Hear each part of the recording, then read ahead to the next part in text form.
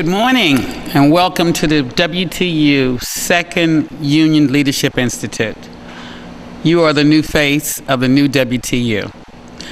We're moving into our second year as a leadership team, and you have been invited here today along with members of your SCAC, LSAT, and Personnel Committee because we are changing the face of leadership in our local. The WTU building rep will continue to be the building rep. You will have the support of other school leaders in your local. In addition, the WTU has decided to bring on organizing coordinators, 20. Yesterday morning, we had one of the most exciting orientations for those prospects as organizers.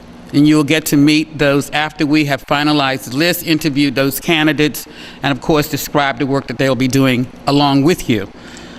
We're moving into our second year. The first year was basically one of putting out fires, paying our debt, trying to shed the label of local in crisis, and to move into our new headquarters on Pennsylvania Avenue.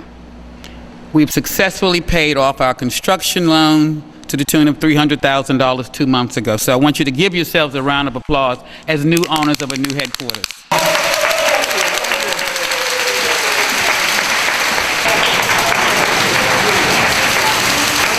One of the promises we made as a leadership team was that we would launch a campaign to reclaim our voices as educators.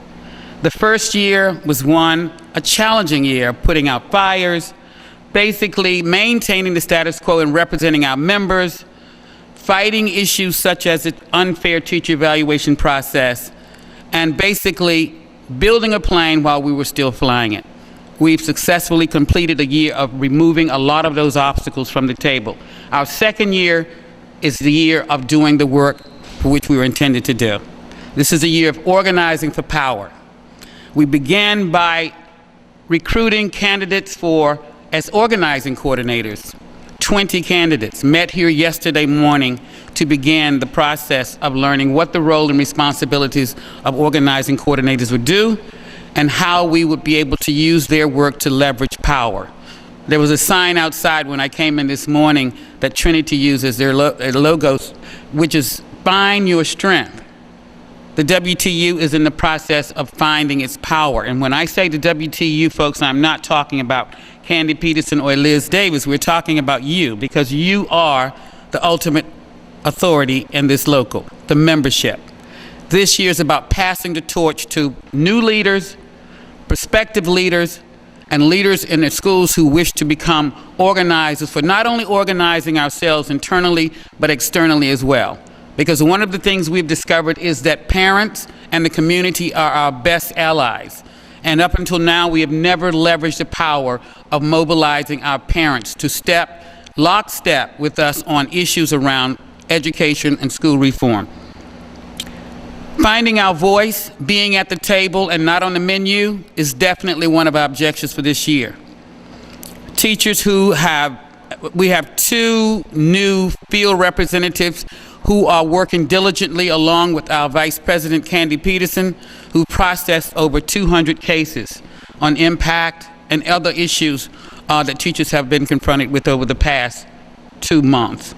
And of course, we are still getting calls into the office regarding the outcome of teacher evaluations, accessing, and of course assisting those teachers with appealing their cases. We also promised to be a solution-driven union, one that would move away from the service model and towards the organizing model, towards a social justice union that will begin to tackle issues that impact what we do in our classrooms. And of course, being solution-driven means being at the table. So during this election year, we have an opportunity to basically have conversations with the potential mayor of this city, because in actuality, the mayor is the boss of the chancellor, and our contract and a lot of the conversations we will have around education will be with the next mayor of this city. Hi, I'm Sam Lupke. I'm an organizer with the American Federation of Teachers. The WTU is on the verge of doing some fantastic things and really making history. If they're going to do what they want to do, there are really three things with organizing that they need to focus on. One is that they really need to focus on issue-based organizing. There need to be real goals, real benchmarks, and a real calendar so that folks are excited and want to participate in the activities of the WTU. The second piece, which they're already way ahead on, is focusing on building a solid structure within the union. The members run the union, they elect the elected leaders. Together, those two folks determine the agenda of the union. When those people have plans that they want implemented, the staff with the full-time reps and the organizing coordinators and the building reps implement it. It's vital that everybody in this chain understands exactly what the plan is, and there's clear communication going up and down in this chain. The third piece is focusing on really high-quality one-on-one conversations. These days, we're communicating via text message, via email, via Facebook, but none of this is ever going to replace a good, honest one-on-one conversation where you're looking people in the eyes, listening to what really makes them mad, providing a vision of how things can be better, and really pushing them to take action.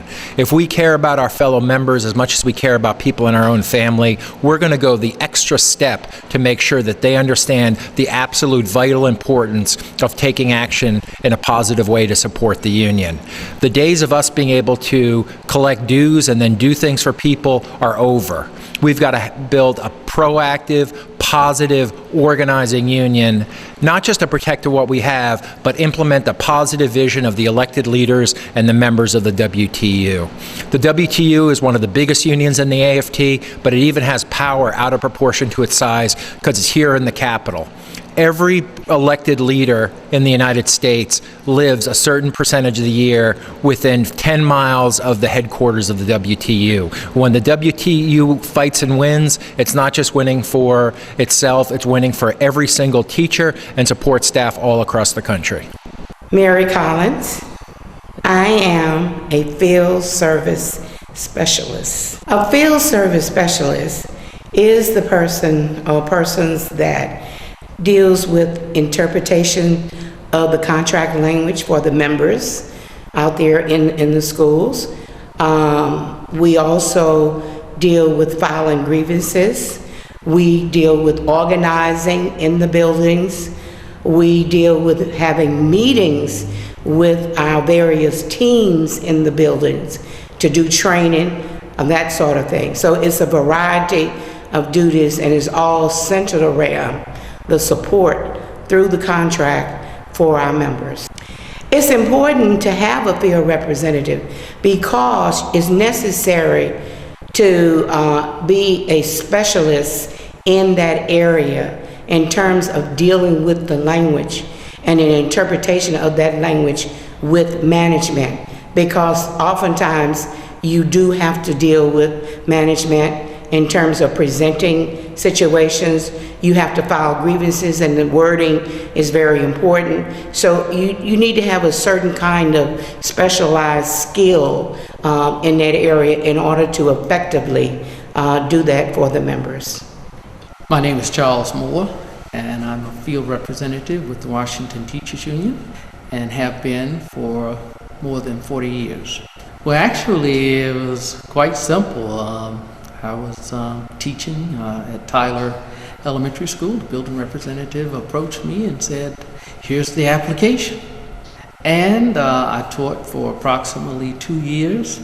Then there was an opportunity to apply for a position as field representative for the Washington Teachers Union.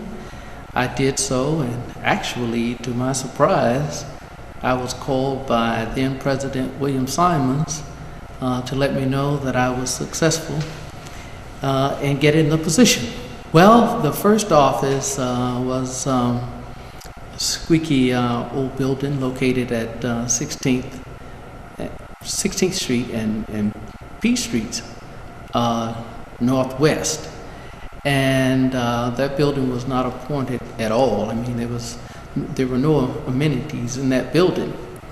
But a little time later, we moved to 17th Street Northwest. right across from the National Geographic building. Okay, and then following the move to 17th Street, we basically stayed in the northwest area quadrant of the city until recently when we moved to southeast, and that was the first time that we had moved outside of the northwest area of the city. The original staff, professional staff, included President Simons, Harold Fisher, who came on board just a little bit before Barbara Bullock and myself were hired. And then, of course, there was the long-serving administrative assistant to the president, Ada Feldman, who was the eyes and ears of Mr. Simons. And in the early days, it was necessary for Mr. Simons to take out a second mortgage on his home.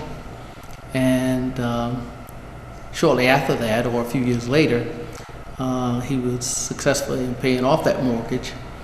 And when that happened, he informed his staff, Harold, Barbara, myself, and Ada Feldman, and invited us into his office for a mortgage burning ceremony. And so each one of us took a page from the document, shredded it, struck a match to it, and we burned that document in Mr. Simons's ashtray. And of course, since that day, we continue to blaze forward under the capable leadership of current President Elizabeth Davis. So on a last note, I want to thank you for being here. I want you to understand that this union, you are the new face of the new union. So enjoy the rest of this Leadership Institute, and I look forward to seeing you back here after your last session. Enjoy.